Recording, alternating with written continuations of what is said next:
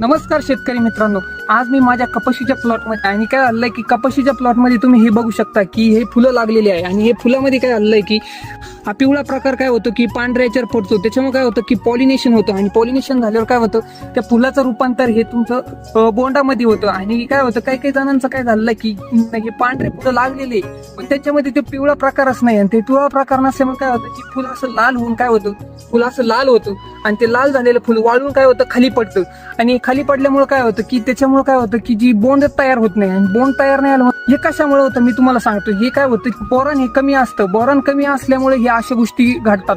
त्यासाठी मी तुम्ही बोरॉनचं मॉलिक्युल तुमच्या प्रति 15 लिटर पंपामध्ये बोरॉन घेऊन तुम्ही मारू शकता, जेणेकरून काय होईल की पिकामध्ये बोरॉनचे प्रमाण जास्त प्रमाणात वाढेल.